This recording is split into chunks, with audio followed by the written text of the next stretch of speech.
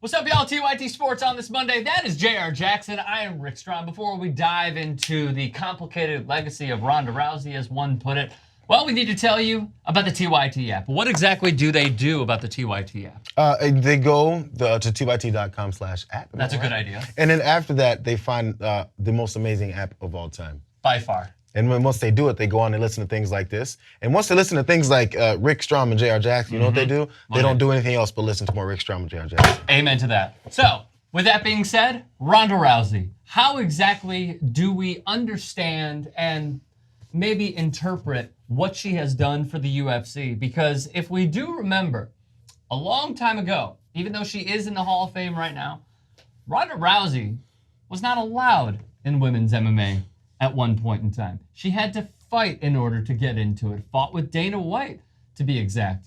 And then, of course, when that was finally broken, she was incorporated from Strikeforce. She won a ton of fights. She was not only knocking, but also submitting other fighters out in the first round. And then these last two fights is where it gets a little complicated, right? So losing to Holly Holm, losing to the Lioness, Amanda Nunes. On top of that, still inducted into the Hall of Fame yesterday. So my question to you is it wrong for many to say, no, her victories were great. What trumps it is her defeats? No, it's not. Okay. So in any sport, people get to the end of their careers.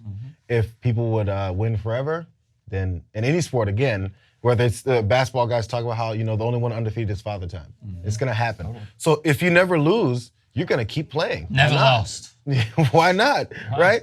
If you're 45 years old and you're still winning championships. Look at Bernard Hopkins. He was doing it. He was winning. Playing a high enough level, why would you not do it? Totally. There's nothing wrong with that, right? So you can't take the end of someone's career and then negate the whole rest of what they've done. The reason you care about the end of their career so much is because of what they've done earlier on in their career. Doesn't mean you have to like them. There's plenty of Hall of Famers I don't like in every sport. Can you name one? A Hall of Famer that you hate.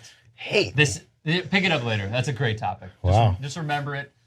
But it's respect, It's respect. As Hall of Famers, but you respect what they've done. Right. Because, you can be a fan of everybody. That's okay. But why aren't they a fan of her? That's what I don't understand. She was a pioneer for women's MMA. Yeah, they were competing. They were competing in Strikeforce. They were competing in Invicta. They were competing in all these lower levels that do not sanction women's MMA. And then she fought for many others to just compete in the UFC. Yeah, because of the attitude, the public persona they end up getting there. Okay, so as she's beating people and you do these weigh-ins and you're staring people down and you're basically playing the bad guy. Right. It's almost like the wrestling term. She said, I think it was 3 years ago, she has to sell the fight. So she inherited that. Happens in fights. Totally. She's not the first one to do it. It's not like she innovated this. She's not? I'm just saying. So right? I just don't understand it. I just don't understand it, how we could be so hard on someone who, she lost the last two fights, left the door cracked open by a smidge to say, hey, maybe I'll be coming back, transition to the WWE, but still broke down the barriers of Dana White, who, by the way, I want to show this, it's A2, who Dana White said at one point in time, never going to have women's fighting in the UFC. Take a look. When are we going to see women in the UFC, man? Never. Never? Never. Thank you, guys. All right, man. Thank you. That's my point. Absolutely. Is that we went from women fighting. You think women can fight? And then it's like, oh, Dana, by the way, huge cash grab opportunity, a marketable name, a brand builder, respectability. Yep. Now they're headlining. They've been headlining fights ever since Ronda Rousey came in. She was the headliner, even if she was the love her or hate her, she did that stuff. And it's okay to hate her. I hear you, cool, you don't like her, because whatever she's done and the persona she's had, and maybe even personally what she's done and who she is, you don't have to like her as a person, but you can't discredit But the reason they don't like her is because of something you brought up probably about a minute ago, which was she inherited the bad guy mantra, right? Everybody likes watching the bad guy because they can't wait to see him lose. LeVar Ball gets so many clicks. Yeah.